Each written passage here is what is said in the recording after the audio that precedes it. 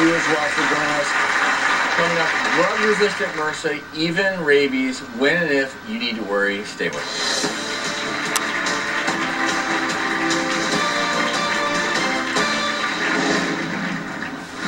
If you wake up in the middle of the night and there's a bat in the room, you need to assume that you've been bitten by this bat, because you don't want to wait for the later symptoms, the hallucinations, the restlessness, the seizures. Coming tomorrow, 3 couples must face reality. If things keep going in this direction, you're going to have to bury a husband. Doctor's Wake-Up Call with Jillian. That's tomorrow.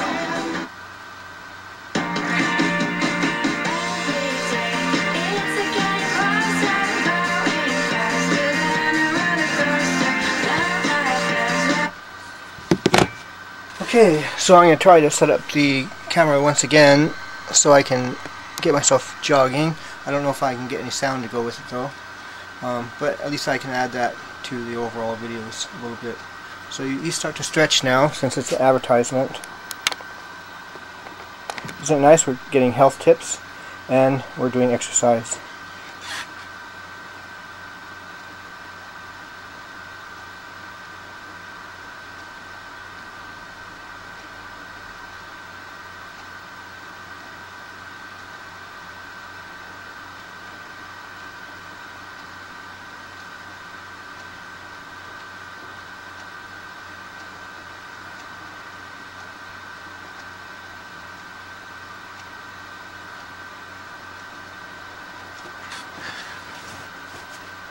So begin to stretch the best you can in between jogging in place, stretching your legs, maybe your waist, your arms, and so on.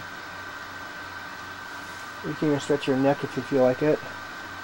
One thing you want to avoid is pulling any muscles or straining any muscles, but you shouldn't if you're just gently jogging in place. At most it should probably just get you a bit hot and a little sweaty. But when you stretch, that's where you have to be careful not to pull or strain any muscles. Just go up to your edge. Don't go very far past, but maybe just a little bit so you can move the elasticity level for stretching.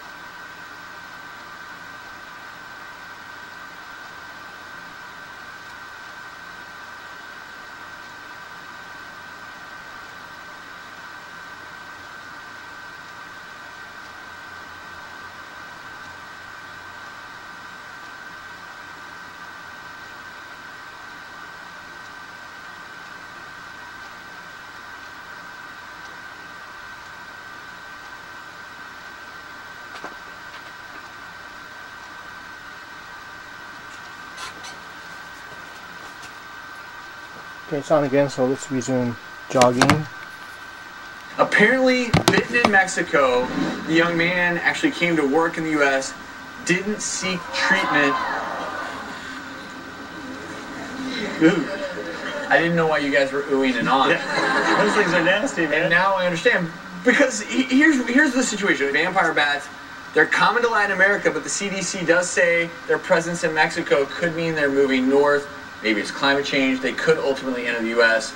Now, Ventura, LA counties here in California, both have reported more rabid bats than normal this summer. A man and a dog, in fact, were bitten just a few weeks ago. Right, and this is important because rabies is usually almost always fatal if untreated. All right, and there's only been 3 Americans that have survived rabies without treatment, and that's why because the first symptoms you get are fever, sore throat, and so a cough. Sometimes when you wouldn't even think rabies. That's why it's so important to recognize exposure to a bat. kids. Number one vector of rabies, right? Right. That's the number one vector. It's not the way you catch vampires rabies as is from a bat. movies So if show. you wake up in It's the middle bats. in the night The and there's a real bat in the ones. room, Oh. you need to assume So that you've been bitten gotta by this bat, assume because you don't want to wait been for the later symptoms, the hallucinations, the and watch out for restlessness, rabies. the seizures, and then it just keeps getting worse after that. So you really gotta watch out. And you know, pets tend to be prone, because what happens to a rabid bat, they lose the ability to fly. So then the pet kind of is curious, and then the pet gets bitten by the bat. And then now the pet gets rabies. So that's why, another reason why it's important to vaccinate your pets. Yeah, the pet gets rabies unless the pet is vaccinated against rabies. Right. That's why we do that.